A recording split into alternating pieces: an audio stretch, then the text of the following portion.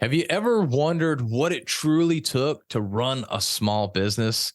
Well, in today's episode, we are going to learn just about that and so much more. This is going to be probably the most in-depth conversation on small business that you will hear on this podcast since the start of the podcast. But I am really excited to talk about this. But first of all, I am Philip Sessions, your business communications coach, here with Dean Mercado. He's the founder and CEO of Online Marketing Muscle and #1 best-selling author of the Mind Stretch 49 Inspiring Insights for Business Breakthroughs. Through marketing, coaching, and consulting with Online Marketing Muscle, Dean Mercado has helped numerous business professionals and entrepreneurs lever the power of digital marketing to creatively market themselves and gain a competitive edge. Dean's business building creativity and practical yet cutting-edge marketing prowess have given many small businesses a fighting chance for survival. And I learned right before coming on here that he has actually helped Thomas Keenan, which if you don't know him, he is the owner of Step It Up Academy and a really awesome podcast called Step It Up. And I know him through some masterminds that we've done. And so it's really cool to make this connection. But Dean, welcome to the show. Tell us a little bit more about you on a personal perspective, not just the business.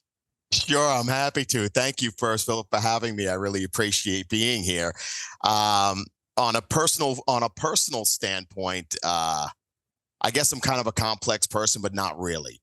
I mean, there are some things that I love doing, and I am an entrepreneur at heart, so I love everything business. So business to me is a hobby. That in and of itself, I'm a student of this thing we call entrepreneurship. So, and I have been for many, many years.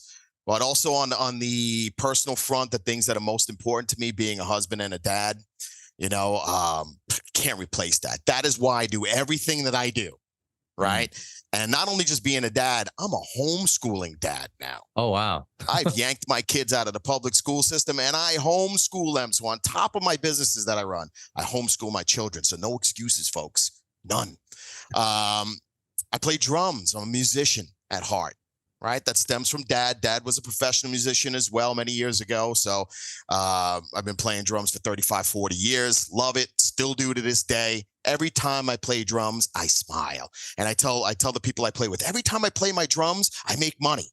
I don't know why. The money comes. It's like the law of attraction. Something equates playing drums to making money in my business. I don't know what it is, but I'll take it. So, hey, whatever works, right? Absolutely. Absolutely indeed. So so that's a little bit about me personally. I've been around the block a few times. I came out of corporate America. I spent about a dozen years there, paid my dues there, played hard there, ran multi-million-dollar projects around the world, mostly in and around the IT vein, which was fun. I had fun, but when you're an entrepreneur,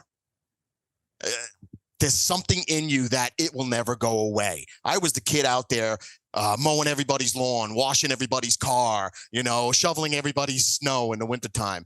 I was that kid. So anything to make a couple of dollars to be able to pay for the movies with friends and so on and so forth when I was little. Then the programming starts in, where everybody's, well, you got to go to college first, and then you get a job, and then you could get married. And that programming was very prevalent for my age group. They were just burning it into our head that if you didn't go to college, you weren't a success. So I did the whole college route. I got the undergraduate degree. I got the MBA. I got all of that.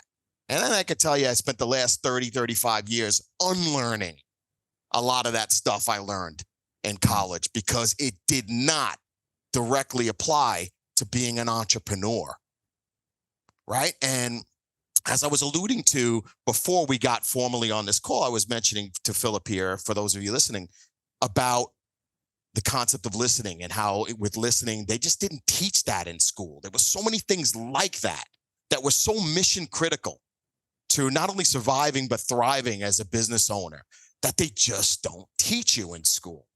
And there's only so much theory you can teach, only so much theory that you could receive and go out there and try and do, and then you flop on your face. It's very unfortunate, but it happens a lot. So a lot of the learning comes through doing, right? Now, I've been fortunate. Not only have I learned a lot by doing, But after logging over about 10,000, way more than 10,000 hours, one-on-one coaching other really smart business owners, trust me when I tell you, I learned as much from them as they learned from me over the years. And the stuff you can learn, all the dozens and dozens, hundreds of different business owners that I've had the fortunate ability to speak with in that manner. Holy cow. So it kind of leads it to where I am now and what mission I'm working on now as, if I may, Philip, if I may. Yeah, go for it. Yeah, I would love to hear that. Yeah, we just revamped our mission. We looked again at what we're doing. Online Marketing Muscle's been around. We're stepping into our 19th year, I believe, which is like a dinosaur in terms of internet or online type businesses.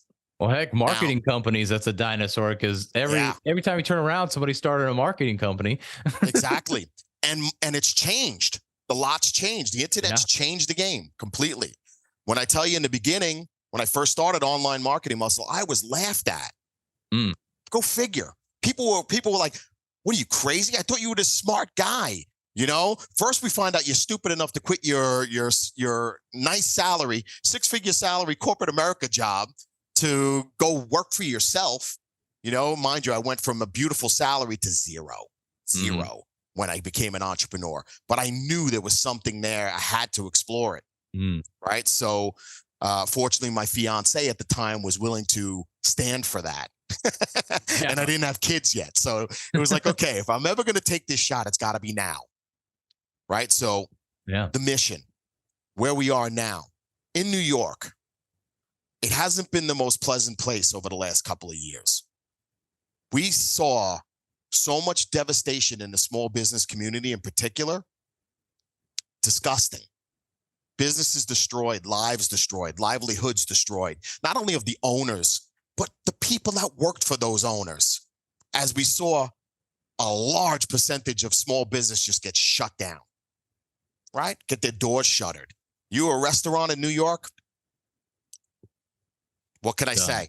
You know what I mean? You were a fitness business in New York? What can I say? You were done. You were small mom and pop coffee shop, a small pizzeria. All of these places done. Now, New York is packed with pizzerias, right? Packed, right? But the hypocrisy that went on was that the big guy, you can go shop at Target, you can go shop at Walmart, but you can't go shop at mom and pop down the block who sell the same stuff. Yeah. Right? That's what was going on here in New York. Whether right or wrong, that's not the argument here. Small business got destroyed in the last 3 years. Now, when I look at that and I look at where I am in my life and where I am in my career and what I'm capable of and how I might be able to give back and help, we were looking at it and saying, we've got to do something. I'm still one guy. I'm a small business, right? What can I do? Then it's a matter of, could do a lot. If I help this one person and they're able to help this one person and they help this person and this person and this person, right? That's how it starts. It starts with everybody figuring out what they can add. What value can you add? Stepping up to the plate and saying, you know what? I'm going to find a way to help using what I know, right? I build business. I help businesses level up. I've been doing that for the last 20 years. I've been fortunate enough to do that for the last 20 years. So that's what I'm on a mission to do. So this year in 2023, my mission is to get in front of 1 million entrepreneurs. I don't know how it's going to happen. I don't care how it happens. I'm not attached to how it happens, but I'm going to get in front of them. Being here with Philip, with you today, this is part of that. Yeah. I get in front of a handful here, a handful there, a couple of hundred there, a few thousand there. This is how it starts. It's not about sitting back and saying, well, somebody better do something. Well, that somebody's me. That somebody's you. Right? That's the way it goes. We got to start somewhere. So in this mission, it's about trying to reverse what's gone on these last 3 years. We know there's a couple of types of entrepreneurs that are coming out of this. We got those entrepreneurs that managed to weather the storm. Their businesses managed to get through these last 3 years. My business is one of them. They're battle tested now. They got punched so many times. And they managed to keep getting back up, keep getting back up, getting back up. And fortunately, they're still here to talk about it. Then you've got those other entrepreneurs that took so many gut punches that they just couldn't see their way through it. Or their better judgment just told them, you know what? Time to go away. Time to shut it down. Now, that's one that really irks me and it kills me, because I saw pizzerias open for 50 years shutter their doors. Wow. 50 years. Wow. You know, just imagine what that's like, because it just got to the point where it wasn't worth it anymore. Yeah. You're talking about people's lives. Yeah. You know? And then I say, literally working a lifetime, and then you just shut it down just because of the situation that was really out of our control. right. Was And forced upon us. the people here in New York, the government here in New York, made it a million times worse. Yeah. They just exacerbated the problem, whether it was through their own fear, whether it's through their own incompetence. That's not what I'm arguing. I'm about forgiving and let's move past it. There's nothing I could do about what happened. But what I can do something about is what's going to happen going forward. And I know we got this next group of entrepreneurs also, and that's the younger group that's come up. They were born and bred on technology. They know this stuff like the back of their hand. They're looking at the AI stuff that's coming around these days, and they're saying, no problem, I got this. They're coming out of college, and they're like, okay, well, nobody's hiring. I can't get a job. So you're getting a whole crop of entrepreneurs that are coming because they're looking at it and saying, I can't find work. I got to do something. Yeah. Right? Let me try my hand at this entrepreneur thing. So you're seeing a lot of that happen. So we're seeing a lot of different groups of entrepreneurs surfacing right now. Yeah. Well, let's talk about this younger generation here that You bet. even the people that are just getting started with small business, because I would say that is the toughest thing, especially with the generation now coming up, that you get everything yesterday. Everything happens immediately. And as we talked about offline, and as everybody that has started a business knows, business does not happen overnight. And we see these highlight reels on social media where these people started a business and all of a sudden they're making $10, $20, $30,000 a month and all this crazy stuff. And it's like, and I'm right there. I'm like, how in the world is that person doing that? And I remember and try to keep telling myself that no, they're probably only making 1,000 a month. They may technically be bringing in 30 or 40 a month, but then they've spent 29 to 39,000 a month just to make that. So they're really only making 1,000 a month. And so what advice do you give to these people, just first of all, to be able to get past that whole social media hype and highlight reels, to be able to stay focused on themselves? Right. I mean, there's so much to unpack with that one. I can certainly tell you that be leery of all the hype that's out there. There are a lot of people talking crap. Let's just put it that way. You know, at the end of the day, it's not how much you make, it's how much you keep. You know, what are you looking to go into business for? Like for me, I know personally, I was looking to create what I call a lifestyle business. It wasn't about making $50 billion a year. It never was. I really could care less. You know, all I needed was what I needed to provide for the family that I was creating in the way that I wanted to. So the biggest part about this journey is understanding what you want and why you want it. Why is it so important for you to have it? When you discover that, everything unfolds a lot easier. When we do it for the wrong reasons, like for example, you know, I see this guy on Facebook, he's posted he's making $30,000 a month now. I want to do the same thing. Well, that's great. You know what I mean? But is this person also telling you that maybe they're miserable? You don't know. They could be lying. They could be miserable. Maybe they are doing it. Great. Good for them. If that's what makes them happy, fine. But they're not you. So it comes back to doing a gut check with yourself and saying, what do I really want? And why do I want it? I've coached a lot of people. That is the hardest question that I've ever asked another entrepreneur. Most can't answer it. They can't. They look at me and with a blank look on their face and they're like, Am I going to say what I'm supposed to say? Am I going to say what Dean wants to hear? Is he going to judge me on this? No, this is a no judgment zone. It's not about what I want to hear. Yeah. It's about what you need to hear. What do you want? Why do you want that? Why is it important for you to have that?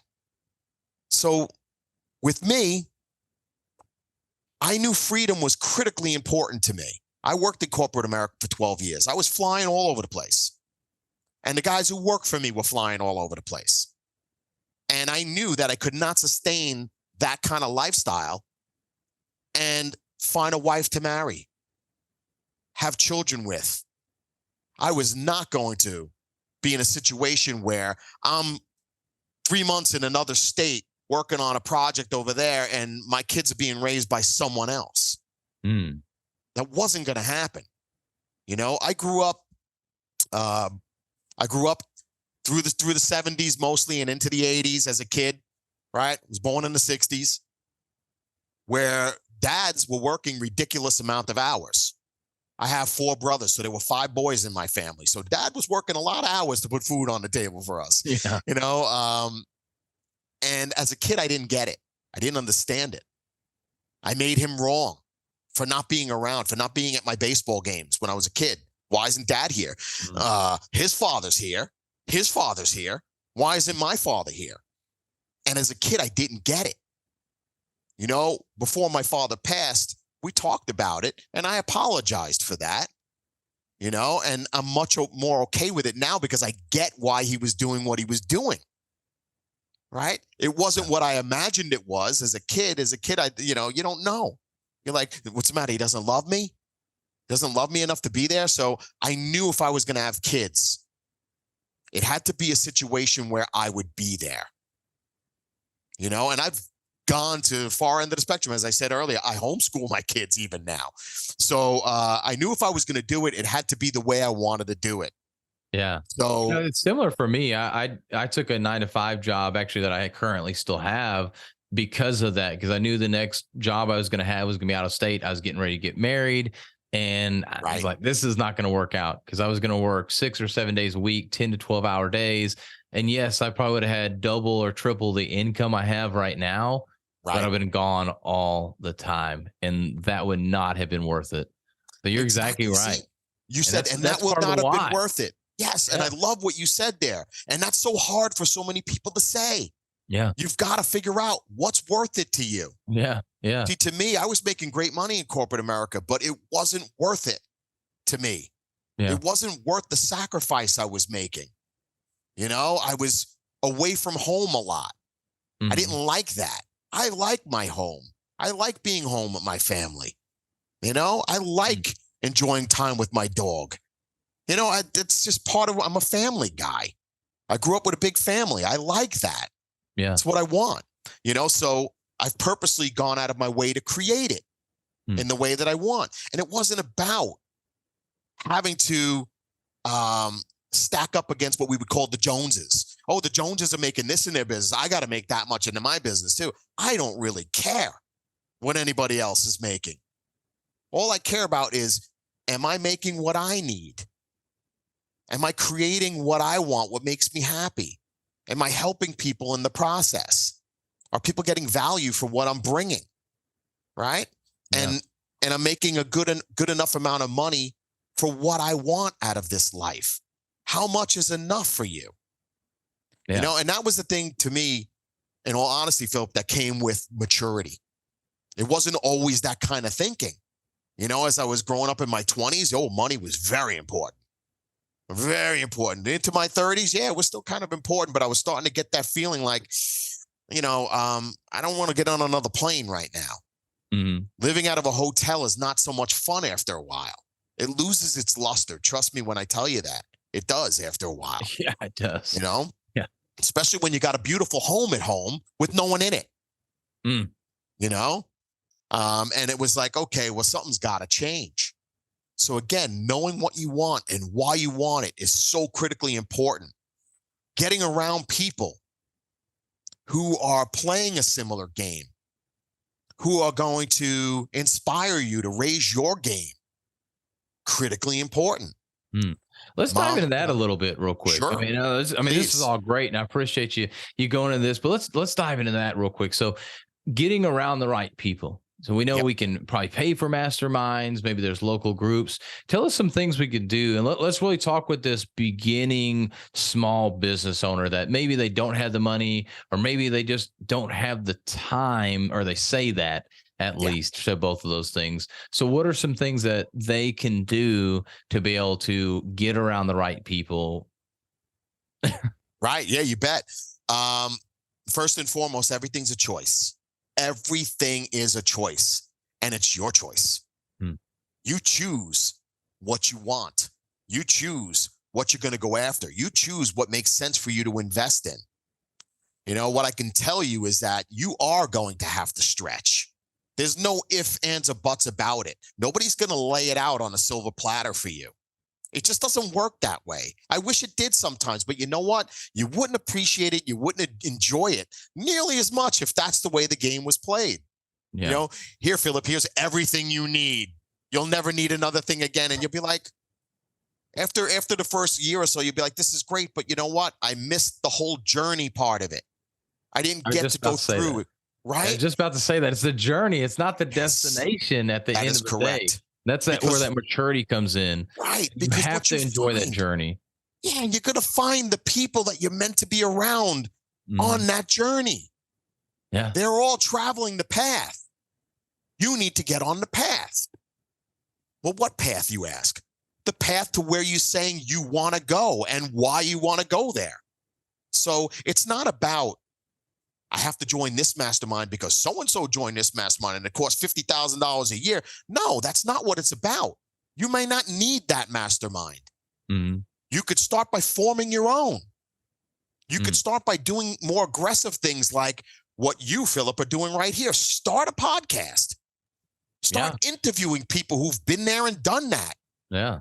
The more people like this that you rub elbows with, the more you start getting connected. Become a connector. You want to get out of this world? Learn to give. Mm. Give of yourself, give of your time, give of your expertise. And what's going to happen? People are going to start being attracted to you like a moth to a light, right? They get attracted to you. They see a giver, not a taker. So becoming a giver, phenomenal way to get this process started. Learn how to give. Now, I'm not saying be a fool and give away everything you own. Don't give away the store. I'm not saying that at all. What I am saying is learn how to add value to people. And another thing we were talking about offline was the concept of listening. Mhm. You know, learn how to listen, learn how to communicate. You want to get around better people? And I instill this in my children all the time. Get a better grasp of the English language. If you're an English speaking person, get a better grasp of the language, right? Learn to master the language. When you learn how to choose your words precisely, you will find that you're going to start attracting more and more to you. Yeah. People want to be around smart people, people who know how to communicate effectively, efficiently, succinctly. It's like when we talk about PR, public relations, know how to use sound bites, know how to say the right things at the right time to the right person, and things start moving for you. Everything in business happens with people. Learning how to relate to people is where the money's made, right? Mm. You'll make more money through your connections, through people you know, than you're going to make through hustling yourself and marketing and marketing and marketing and marketing. And that's great. Market hard, sell hard, market hard, sell hard. You know what? Eventually, you're going to get tired.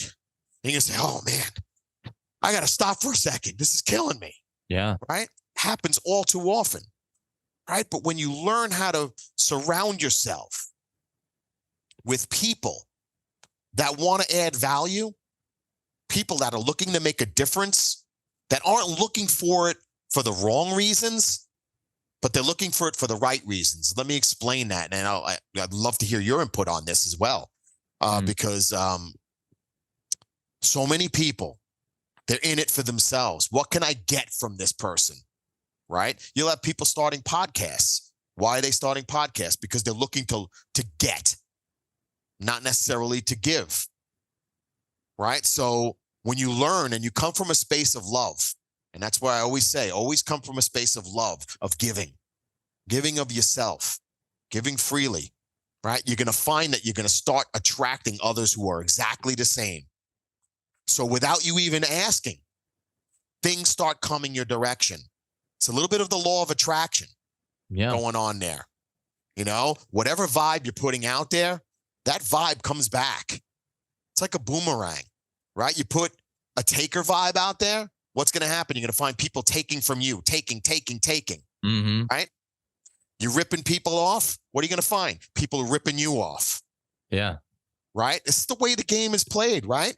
But so whatever you want, give of yourself in that manner, and it will come back to you in spades. What do you think about that? Am I crazy? No, I totally agree. And that's how it's been for me. It's really the law of reciprocity as well. You can think about that. And I know Alex Hormozy has been coming on a lot of podcasts lately. And I've been listening to him a lot. And one of the things that you said in there reminded me of what he was talking about. And it's really this third-party validation that is so powerful. And he talked about it was like exponentially compounding, that if you have people referring you and talking about you through word of mouth, it's one thing you cannot, it beats all other things. You put $1 into marketing, you can get $1 out, or maybe you get $1.10 or whatever, but it's always the same. And eventually, as the market gets colder and colder and colder, you have to spend more and more and more. And so it starts to decrease in the way that it works. And so you're going to put in more effort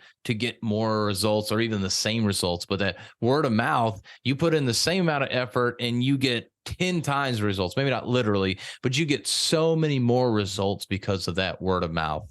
And like I said, with that third party validation, if Dean, if I tell somebody about how great you are, they're going to believe that you are a great person because they know me and they trust me. But if you talk to that same person and you told them about how great you were, even if you said it in the most genuine way, and you had everything that they wanted, they'd be like, I don't know about this Dean guy, or I kind of see that, but they're going to try and question it and try and figure things out. But that third party validation automatically gives you the credentials that you need in order to get in front of that person that you're trying to get in front of. So I agree with you 100%. And I hit on that a little bit in my book, The Mind Stretch, where we get a little bit into that with that social validation. So it's so critical. It is so critical. Always remember, nothing happens in business without people. If you don't know how to communicate effectively with others, if you don't know how to play in the sandbox well with others, your business will always struggle. Always. Yeah. Right. And you may win somebody over in the short run, but if you're not being authentic, you're not being true with them, you're not being real with them, they're going to figure it out pretty quickly. And when they do, they're not going to be happy about it. And you may not be so happy about it when you see how that boomerang comes back and hits you. You may not like it. Right. So it's critically important to really focus in and hone in on the communication side of things. Right? Makes sense? Yeah. Oh, yeah. You are exactly right. And now let's take this a little bit more tactical. I really want to dive in. And again, we're focusing on small business here. And give us some tactics for these small businesses that maybe they're struggling a little bit, or they're just getting started. And especially for those getting started, we're saying, oh, you need a CRM. Oh, you need to know sales. Oh, you need to know copywriting. You need to have email marketing. You need to be on every social media platform. You can't just do pictures. You got to do videos, and you got to make sure you have your captions on there. And there's all of these things that you need to be doing as a small business owner. And this is where this grind of where we get stuck. We're doing every single thing. Or it's like, well, instead of doing everything, just go ahead and pay this person $5,000 and that person $5,000. Next thing you know, you're putting out $50,000 a month, but you're only making $2,000 if you're lucky. So what are some things that small business owner that is really bootstrapping, most likely at the beginning, unless if they are fortunate to have a lot of money saved up to be able to start that business? What are maybe 2 or 3 things that you would say that they need to focus on in order to be able to move that needle forward, to be able to maybe outsource some of these topics down the road? Sure. Well, sometimes I'll say some of the best money I'll make you is the money I help you save. Mm. And I would start this conversation around that, and I'd say, stop. Just stop to people. Stop trying to play follow the follower. Stop trying to do this because he's doing that, and doing Pinterest because they're doing that, and doing this over here on Instagram because they're doing that. There are so many people doing all different kinds of things. And remember, you have to understand where you are in your journey. Yes, you want to do the things that are going to have the most impact.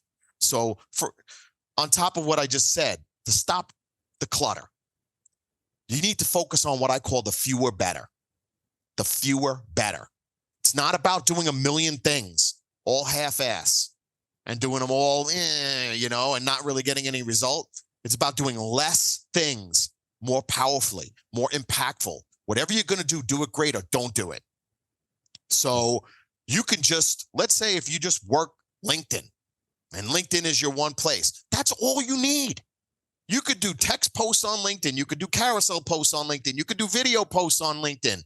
You don't need to be on Instagram and this and that and this and that. Wherever you're going to play really freaking hard, or don't play. Especially when you're just getting started. You can't possibly be everywhere. Stop being tactical and start being strategic. Understand your target market. Who are they exactly? Where are they hanging out? Right? So you could see some people, just like I mentioned, LinkedIn. They just do LinkedIn. They run hard at LinkedIn, and that's enough for them to gather the prospects that they need. Right? Now, do they need all this other stuff like a CRM? And eventually, right? Do you need it day one? No, you don't. And I sell that stuff through my agency. So again, many times I'll tell people, you know what? I don't know if this is a good move for you right now. Right? So the key is being very strategic. We have a formula we call your unique marketing recipe that we put our clients through, that we will look at what their situation is, and that looks at their talent, that looks at their bank account, that looks at everything that they have, all the resources they have available to them. And based on what they bring to the table, we're able to say, hey, these are the 3 things you need to focus on. And that's it. Right? And even if they just did one of them, if they did it great, they would stand a much superior chance of succeeding than if they try and be on Instagram and Pinterest and Facebook and LinkedIn and YouTube and this. And it's like, come on, you're killing yourself. And for what? For what? You know what I mean? So at the end of the day, pick very wisely, choose very wisely. But what I'm telling you is, whichever platform you choose to play on, think of it from the standpoint of building relationships. If you choose LinkedIn, let's say, you go on LinkedIn with the intention of making friends, building relationships, deepening relationships. Go deep, not broad when it comes to relationships. Work the relationships. That's what you're there for. The money is going to come through the relationships. It's not going to come from tricking somebody into buying whatever it is you're selling. You mean might get them that once. Won't work? That cold DM doesn't work? Exactly. And how often do we see? It's ridiculous how much you see that. People, really? So instead of being tactical, be strategic. Look at where your expertise lies. So if you're great on video, right? Like me, I took immediately to video. So before YouTube was a big thing, I was YouTubing away, right? I was shooting video after video after video. Now, mind you, also earlier on in the show, I said I was a musician, right? So before video was popular, oh my goodness, I'm dating myself. It was audio. I was not just writing blog posts, which was also new 20 years ago. I was doing podcasts, audio posts. I was recording myself. Nobody was doing it. It didn't even have a word yet. Nobody called it anything. The word podcast didn't exist. It wasn't in the dictionary yet. So I was recording my articles, and I was circulating the recordings because there wasn't a platform to circulate recordings on back then. Now you have all different kinds of platforms you could put a podcast on. Yeah. They didn't exist back then. So, so you find what comes easy to you. For me, speaking's always been easy, always.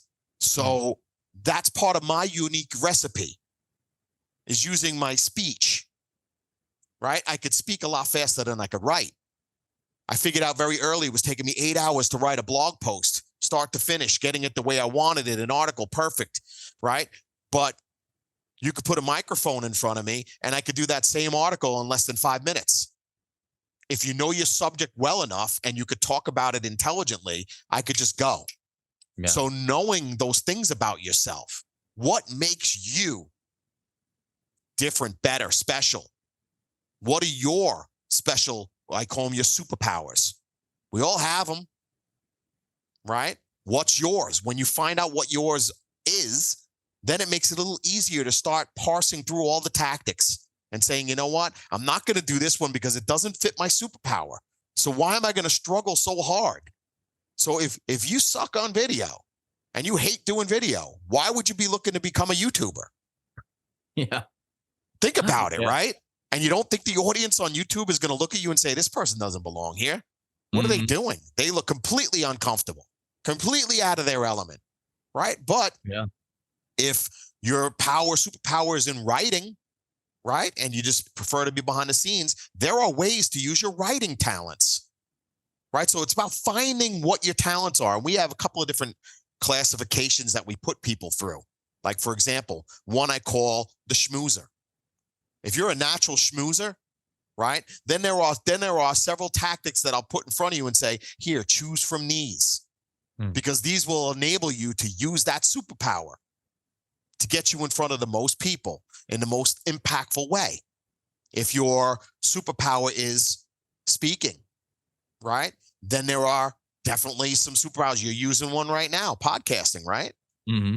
If you love to speak, getting in front of an audience and speaking, right?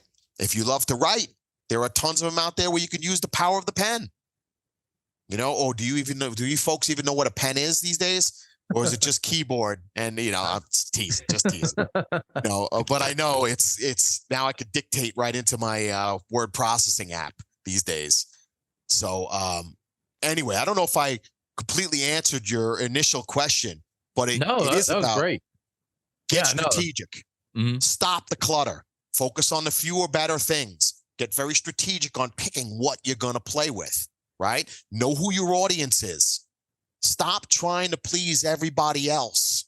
Stop looking at what they're doing and trying to model them. You also need to understand what part of the journey you're in. So you following Gary V and trying to do everything Gary V is doing, if you know who Gary V is, right, would almost be asinine. Yeah. Because Gary V has millions of dollars pumping into this machine. Yeah. And has a guy following him on camera all day long. I mean, that's why he can do all that content. And he has all these people doing the content for him. He's not doing all that. He's not doing it all. That's correct. So it's like he's exactly where he's supposed to be in his journey. So you modeling him and what he's doing right now, probably not a good idea. Yeah. Right? You probably bankrupt yourself before you, you could hire a videographer, you could hire this, you could hire that. That may not be the right thing to do. I bootstrapped it for many, many years. Yeah. Right? The good part about it is I learned enough about a lot of different things to be able to manage other people now doing it. I know what needs to be done. I know how to do it. You just got to choose which things are you supposed to be doing. In the beginning, it might mean you're doing most of it. But remember, if you're doing the fewer better things and not all of these tactics, because everybody says you're supposed to do it. Oh, you're not on Instagram? Well, then your business sucks. Really? Yeah. Yeah. You know, I'm not on Instagram. I might have a profile there, but I don't play on Instagram. I do not need Instagram. Would it help and be useful? Could I make a living at it? Yeah, I probably could. But I'm choosing other platforms that I feel fit me better. You know, and that's what I'm suggesting to anybody listening to this. You got to know yourself. You got to know what you want, why you want it. You got to know your target market well. You've got to know your product well. What are you selling? Right? So let's look at your product, Philip, right? All right. Or any variation of your product. So let's say I want to sell communication coaching. Where might I sell that? Do I need to be on every single social media platform? No. Probably not, right? I think what's going to sell it is, number one, people seeing you do it. Yeah. Yeah. So video, That's going to right? sell it. Video would be the Yeah. best way. So a video podcast, even just a podcast where they hear you in your element, that is going to significantly increase your chances, right? Versus maybe some other tactics that others might choose. Well, why aren't you on Twitter? Everybody's on Twitter. Should you be on Twitter? Probably wouldn't be the first thing I recommend for you. Yeah. Right? If you had Gary Vee's marketing staff, okay. You want to repurpose the content out on Twitter too? Sure, no problem. Yeah. Right? But it's about looking at where are the most impactful venues where you get to showcase what you do, right? Being part of masterminds, yeah, definitely, right? Because when you're in a mastermind type of a situation and you're talking to other high-end rock stars, they're going to start seeing how you carry yourself, how you communicate. And they're going to start saying, I want that. And if I don't want that, all my clients need that because they all suck at communicating. So maybe I could bring Philip in. I can work out an arrangement with him to work with all my clients at my next event. Ooh, this is how it works, man. Hey, I'm available for that. Right? See, you all heard that, right? So it's about being strategic, not tactical. Right? When you're tactical, you tend to do busy work. When you're strategic, you tend to get business, the right business with the right people who aren't nickeling and diming you. Or, well, you only spent 5 minutes with me, Philip. Why am I getting charged $5,000? Right? You only talked to me for 5 minutes. Now I got that coaching from a guy named Jay Abraham, who in my opinion is the best marketer on the planet, right? And has been for decades, right? Where he was like, it's not about how long it took me to solve the problem. You're paying me because I have the know-how of knowing exactly what needed to be tweaked or exactly what needed to be done. It doesn't matter how long it takes me. So if you have, let's say you have a tack or a nail in your tire in your car, right? It's and you need to get that fixed, right? And I come to you and I say, okay, well, it's going to cost you $400, right? And you're like, well, I'm stuck on the side of the road. What am I going to do? And I come over and I pull the tack out, and it just so happens that your tires self-fixes itself or whatever. You know what I mean? Or use that Fix-A-Flat stuff and spray that in there, and you're off to the races, and you're like, but you only took 2 minutes. It's really because I knew what to do. Yeah. Now, when it comes to communication, you know what to do, right? When people get in sticky situations with people and they don't know how to communicate effectively, that causes the biggest and worst problems that you could have in your relationships with your spouse, your relationships with your kids, your relationships with your friends, your relationships with business colleagues, whoever you're trying to speak with. If you suck at communicating, your life's going to suck. Yeah. So it's not about how much of your time, Philip, that it takes. It's you knowing exactly what to tweak. That one little tweak can mean a difference between somebody making 100,000 this year and 1 million this year. Because you change a few of their words, you change the order of their words, you change the intonation in their voice, right? Little things. Yeah. Oh yeah, and then think about this other side too. So it's okay. I coached you. It took me 5 minutes, but if I wouldn't have coached you, how long would it have taken you to learn that? And think about how much it would cost you in time value to be able to learn that same skill. So you're not paying for the person's time and the skill, you are paying for the time as well that you're taking away from you learning that skill. Correct. Which so many of us don't think about, especially starting out. You go in for brain surgery, right? You want to see you're going to see a brain surgeon. They charge an arm and a leg, brain surgeons. Whether your insurance covers it or it doesn't, irrelevant. You're paying it. right? Yeah. And it doesn't matter if that brain surgeon can fix you Mm-hmm. and fix your brain. You don't care how long it took them. Yeah. You really don't. And that's the difference. When we are around and we're servicing the right people, they don't care how long it took. Yeah. They're not in that trade time for money paradigm.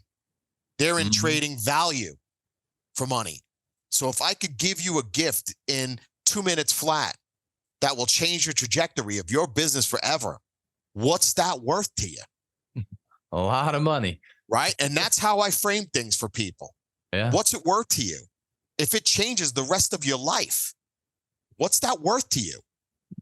You know, I could gift you something that took me the last 3.5 decades to learn and to master.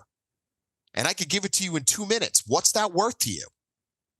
You know, and the person who comes back and says, well, it only took you 2 minutes, so it's not really worth the 50 grand. Well, you know what? Then you're the wrong person. I should not have gifted that to you. Yeah. I take it back. You can't have it. Right. You know? But Right. this is the mentality. And if we're new to being an entrepreneur and we approach it where it's everything is time for money, bad approach. You're going to find that people nickel and dime you the same way you're nickel and diming other people. Yes, you're so right about that. Right? And that's a big paradigm shift for most of us that we have to get out of the trading time for money. We've been trained by the powers that be, and not that power that be, the powers that be in corporate America, that you work a certain amount of hours a day, we will give you a certain amount per hour. That is not how the real world works. No, not at all. And that's why they make all the money, because they're not trading their time for money. That's right. They're trading your time for their money. Bingo. So you could continue to play in that game and they'll love you for it as long as you're useful to them and you're making them money. But as soon as they could see a different way of achieving that, they get rid of you. I tell people all the time, they're like, well, how could you're taking such a risk being an entrepreneur? You can go out of business anytime. I'm like, all my corporate America friends, you think they're safe? Especially when you get to be my age. I'm in my mid-50s now. So it's like, you know what? We're the first ones getting cut because we make too much, right? That they stop seeing the value. They think we're slowing down at this age. Yeah. Right? They don't want to pay us that. They could have 3 younger guys for the same amount of money. You're get more what they think is more hustle. Yeah. Right? But again, do those 3 younger guys know exactly where to hit it with the hammer to get the right impact? Maybe, maybe not. Most likely not.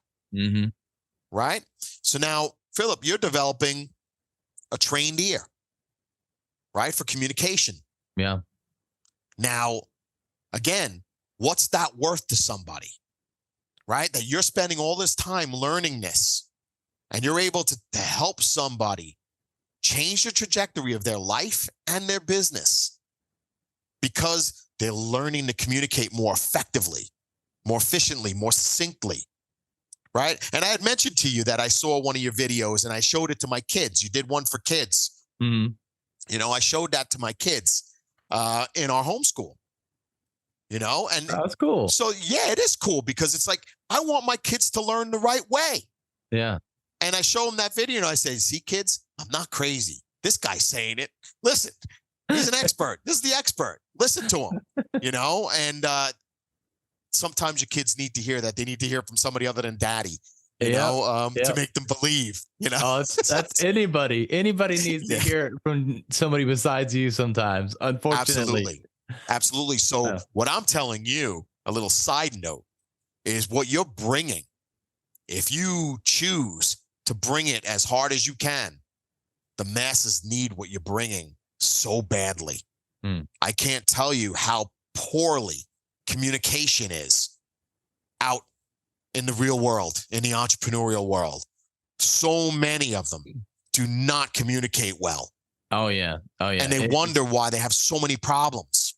They have problems with their staff. They have problems with clients because they're not clearly communicating, you know, what the expectations are. They're not getting clear on things. When you're not clear, how are they supposed to be clear? Yeah. right? You're exactly right. Right? It's insane. So I'm here on the sideline, like going like this, Philip, go for it, man. Rah, rah, rah. Go get them, man. Because I'm telling you, most people suck at this. Yeah, they just do. Yeah. Even those with the college educations, they suck at it too. Because they never really used it in the real world. They used it in these fictitious settings. Yep, yep. Or they only know how to talk the tactics. They can't figure out how to talk the strategy, how to think about that big picture. It's always just well, here's the data. I don't understand why you're not following, because you didn't connect. You didn't explain it in a way that they understand. Oh man, we could go down so many rabbit holes here tonight. We'll definitely have to have you on for another talk to really talk about this, Dean. But I appreciate all the information you shared. I know this was super helpful for our small business owners listening to this. But I want us to get to our last question here real quick. And that question is, if you could only share one message for the rest of your life, what would that message be? Woo. That is a heavy hitter. And what I say here today, I may say something completely different tomorrow because there are so many points that I would make. Now, being that this is a podcast that does focus very heavily on communication, I would go down that vein, and I would say that communication is everything. It's not a nice thing. Nothing happens in business without people. I don't care what business you engage in. Nothing happens in life without people. If you learn how to communicate effectively, succinctly, powerfully, removing the jargon and the garbage words and the hedge words, as I call them, the crap. Yeah. You're going to see results in everything you do that are exponential to what maybe you're getting today. Focus on building that power, that skill set, and you're going to see everything change. Everything changes. Your relationship with your spouse will change. Your relationship with your kids will change. Your relationship with everybody. My relationship with my clients changed. Was I always a powerful communicator? I don't know. I can't say that. I've also learned to become a much better communicator by coaching. Becoming a much more effective listener. I was just about to say that. Right? You got to be able to listen between the lines. Yeah. Right? So if you do nothing else, all of you out there, you could choose every marketing tactic you want. Stop.